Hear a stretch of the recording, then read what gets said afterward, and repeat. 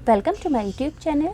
आज मैं आपको क्लास 10th के लिए उर्दू के सबक नंबर 8 की क्विक रिवीजन करवाऊंगी, ताकि जिन बच्चों की एग्ज़ाम की तैयारी अभी भी नहीं हुई है, बिल्कुल कम टाइम में उनके एग्ज़ाम की तैयारी 100% हो सके। तो बच्चों, बिना टाइम वेस्ट किए पढ़ना स्टार्ट करते हैं। सबक नंबर 8 मीर अनीस के ज़रिए लिखी गई 2 रुबाइयाँ हैं। तो सबसे पहले हम मीर अनीस का तारुफ पढ़ेंगे, क्योंकि बच्चों एग्ज़ाम में किसी भी शायर या मुसन्निफ़ का इंट्रो आपसे ज़रूर पूछा जाएगा। तो सभी बच्चे इस तरफ ध्यान देंगे, ध्यान से सुनेंगे। मीर अनीस, इनकी पैदाइश 1802 में हुई और इनका इंतकाल 1874 में हुआ। याद रहेगा सभी बच्चों को कि मीर अनीस की पैदाइश 1802 में और इनका इंतकाल 1874 में हुआ। मीर अनीस फैज़ाबाद में पैदा हुए और इनका असल नाम मीर बब्बर अली था। इनके वालिद मीर खालिक एक मारूफ यानी कि मशहूर मरसिया गो थे, मरसिया लिखने वाले थे। मरसिया गो की तारीख़ में मीर अनीस का भी बड़ा मर्तबा है, यानी कि अपने वालिद साहब की तरह मरसिया लिखने में इनका भी बहुत ऊंचा नाम है। अनीस के मरसिए की बहुत सी खूबियों में बयान की सफाई, सलासत और जज्बात निगारी की ख़ास अहमियत है। यानी कि इनके ज़रिए जो मरसिए लिखे गए थे, उनके अंदर बयान, किसी भी चीज़ का बयान करना, बिल्कुल साफ़ तरीके से बयान करना, जज्बातों को, लफ्ज़ों के अंदर जज्बातों को शामिल करना, इसकी ख़ास अहमियत है। मनाज़िर फ़ितरत की तस्वीर कशी और ड्रामाई तासुर को उभारने में भी इन्हें बड़ी महारत हासिल है। मीर अनीस ने मरसियों के अलावा रुबाइयाँ, नोहे और सलाम भी लिखे हैं, लेकिन उर्दू शायरी की तारीख़ में वो अपने मरसियों की वजह से ही बहुत बड़ा, मुमताज़ और मशहूर मकाम रखते हैं, मरसिया लिखने की वजह से। तो बच्चों, अब हम इन रुबाइयों की तशरीह करना सीखेंगे। तो पहले पहली वाली रुबाई को, 2 रुबाइयाँ हैं इस चैप्टर में। पहले पहली रुबाई को पढ़कर सुनाती हूँ। रुतबा जिसे दुनिया में खुदा देता है, वो दिल में फ़रोतनी को जा देता है। तो बच्चों, फ़रोतनी का मतलब होता है इनकिसारी या फिर आजिज़ी।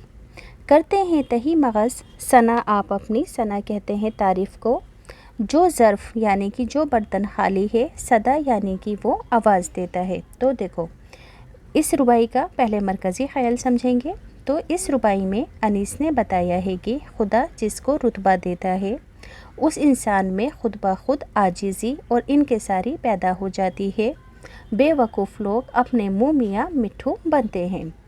अब देखो, अब इसकी तशरीह कैसे लिखोगे। पहले सयाको सबाक लिखोगे कि मंदरजा बाला रुबाई मीर अनीस ने लिखी है। तशरीह, इस रुबाई में शायर कहता है कि इस दुनिया में खुदा जिसे इज़्ज़त और मर्तबा देता है, उसके दिल में आजिज़ी और इनकिसारी पैदा हो जाती है। कम अकल लोग खुद अपनी तारीफ़ अपने मुँह से करते हैं। जो बर्तन खाली होता है वही आवाज़ करता है, क्योंकि भरे हुए बर्तन से कभी आवाज़ नहीं आती है। अगली रुबाई है। दुनिया भी अजीब सराय फ़ानी देखी, हर चीज़ यहाँ की आनी जानी देखी। जो आके ना जाए वो बुढ़ापा देखा, जो जाके ना आए वो जवानी देखी। तो मरकज़ी ख़याल होगा कि दूसरी रुबाई में अनीस ने बेसबाती दुनिया के मौसू को मौसर अंदाज से पेश किया है।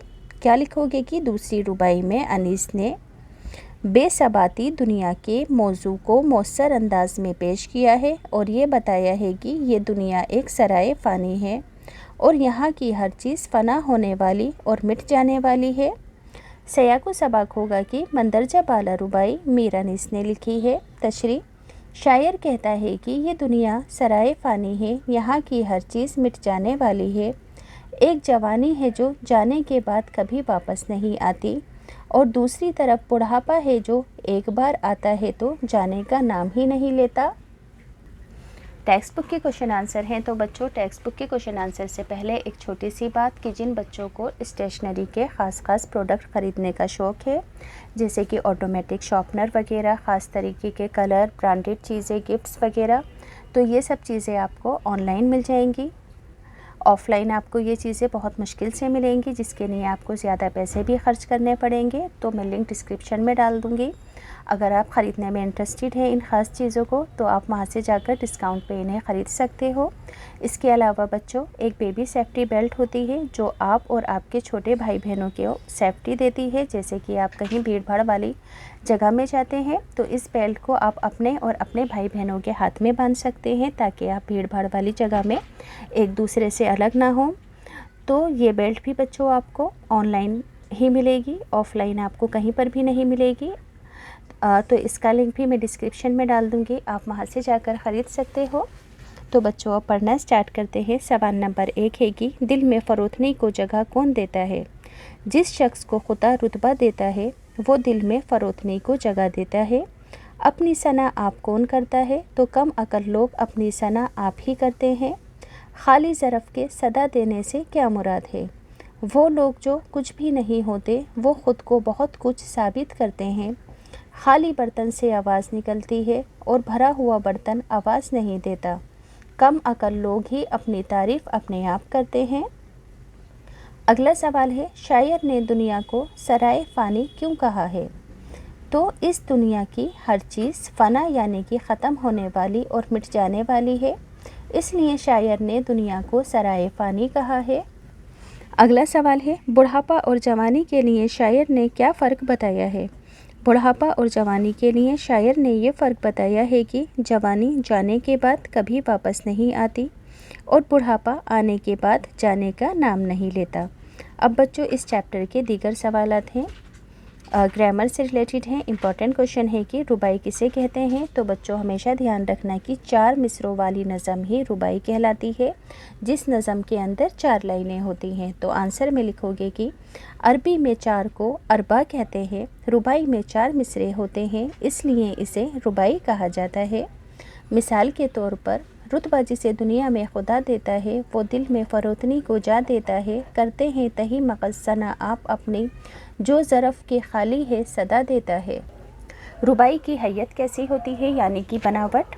تو ربائی کے پہلے، دوسرے اور آخری مصرے میں کا ہم قافیہ ہونا ضروری ہے، یعنی کہ ربائی کی پہلی لائن، دوسری لائن اور آخری والی لائن میں جو قافیہ ہے وہ سیم ہونا ضروری ہے۔ ربائی کی ایک خاص حیت ہوتی ہے، بناوٹ ہوتی ہے اور اس کے اوزان بھی مقرر ہوتے ہیں۔ ربائی میں ہر طرح کے مضامین پیش کیے جا سکتے ہیں، یعنی کہ ربائی ہر ٹاپک پر لکھی جا سکتی ہے۔